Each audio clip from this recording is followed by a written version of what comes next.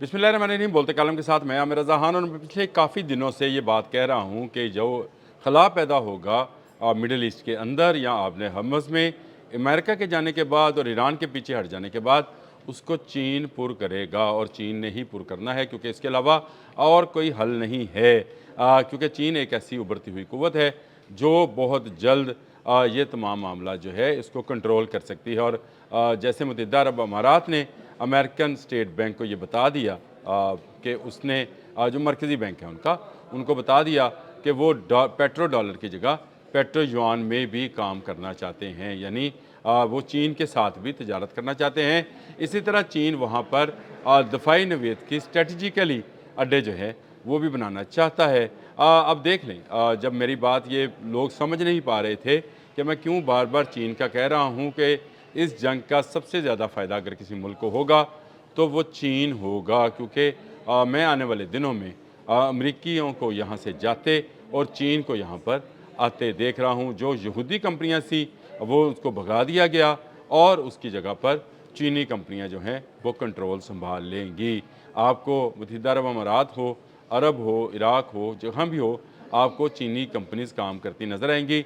चीनी दिफाई सामान बिकता नज़र आएगा और चाइनीज़ नुमाइशें जो हैं वो आपको नज़र आना शुरू हो जाएंगी और उसमें जो है लोग ख़रीदारी करते नज़र आएंगे। अमेरिका यहाँ से आहिस्ता आहिस्ता उठना शुरू हो गया, उसके पाँव उखड़ने शुरू हो गए हैं और चीन उसकी जगह लेना शुरू हो गया है। इस बात की तस्दीक अब शी जिन ने भी कर दी, जो कि सदर हैं चाइना के। उन्होंने फ़ोन किया है मोहम्मद बिन सलमान को, जो कि सऊदी अरब के जो हैं क्राउन प्रिंस हैं, उनको फ़ोन किया वली अहद सऊदी अरब को और कहा कि आपका भाई हाज़िर है, यानी चीन जो है आपके लिए हर किस्म की मदद के लिए हाज़िर है। ये फ़ोन इस उस मुलाकात से पहले जो कि अमेरिकन सदर डोनाल्ड ट्रंप और शी जिन के मबैन अगले माह होनी है, मई के महीने में तय है।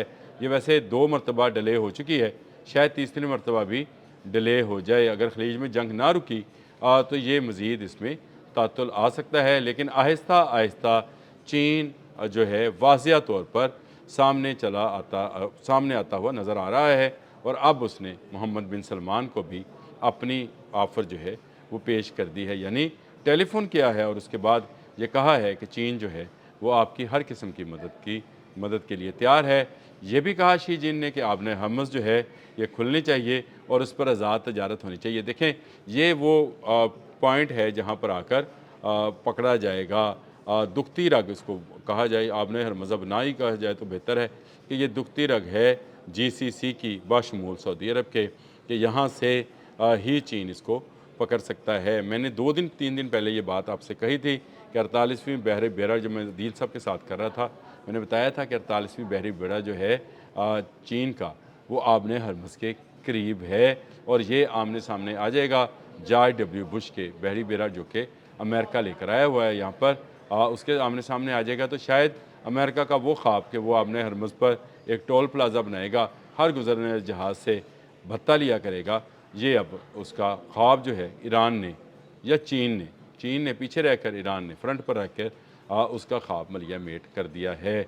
आपने हरमज़ पर चीन कब्ज़ा करने जा रहा है और इसके बाद जीसीसी के तमाम ममालिक जो हैं तजारती, सफारती और अस्करी जो मामलात हैं उसमें चीन के साथ शामिल होते चले जाएंगे। आपको अमेरिका का जो दबाव है वो कम होता नज़र आएगा। देखिए, ये 54 साला इक़्तिदार है अमेरिका का। जब किंग फैसल ने दस्तखत किए थे अमेरिकी सदर के कहने पर पेट्रो डॉलर के ऊपर, उससे उसके बाद 54 साल तक डॉलर को सिर्फ एक सहारा था कि दुनिया में जहाँ पर भी पेट्रोल किसी ने ख़रीदना है, ऑयल ख़रीदना है, तो डॉलर में पेमेंट करेगा। लोगों को डॉलर चाहिए थे, लोग आईएमएफ के पास गए, डॉलर दो। आईएमएफ ने अमेरिका से कहा डॉलर छाप के दो, इनको डॉलर चाहिए, इनके मुल्क की एनर्जी जो है वो रुक जाएगी। इसमें दूसरी सेकंड करेंसी किसी की नहीं आने दी गई। सद्दाम हुसैन को क्यों सज़ा दी थी? सद्दाम ने इससे निकलने का ऐलान किया था। 1979 में सद्दाम के ज़रिए से ईरान पर भी हमला कराया गया, क्योंकि ईरान ने भी यही ऐलान किया था कि वो पेट्रो डॉलर को नहीं मानता है। उसके बाद सद्दाम को सज़ा देने के बाद ईरान की तरफ मुतवज्जा हुए, जो आज तक मुतवज्जा हैं। ईरान ने आज तक डॉलर की इस अहमियत को कि सिर्फ तेल की तजारत डॉलर पर होगी तस्लीम नहीं किया है। इसलिए वो युआन में, रूबल में यानी रशियन करेंसी में भी तजारत करता रहा है, इवन इंडियन रुपये में भी तजारत होती रही है। ईरान डॉलर को नहीं मानता है, जो डॉलर को नहीं मानेगा, अमेरिका जिसमें पीछे वो पिरामिड और उसके ऊपर एक आंख बनी हुई है, दजाल के जो कंट्रोल रूम है, कंट्रोल एंड कमांड रूम जो है, ये आपका मिस्र में बनने वाले पिरामिड्स हैं और उसके ऊपर जो आंख बनी हुई है डॉलर की, अगर आप बैक साइड को देखें, मैं वैसे तस्वीर साथ लगा देता हूँ, दोबारा देख लीजिएगा, ये वो दजाल की एक आंख है जिससे नबी करीम सल्लल्लाहु अलैहि वसल्लम ने बचने के लिए कहा था। बार बार, एक बार नहीं, बार बार बारहा कहा था।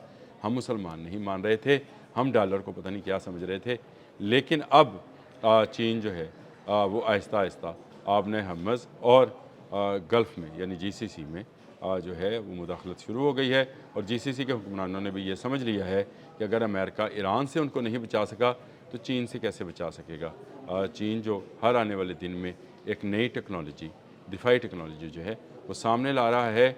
कभी उसका तजर्बा वो शुमाली कोरिया से करवा रहा है, कहीं वो ख़ुद ये तजर्बात करके आप बता रहा है दुनिया को कि चाहे आबनाई मलाका हो, चाहे तुसुशीमा हो, आबनाई तुसुशीमा हो या आबनाई हमज़ हो, इन पर चीन का राज होगा।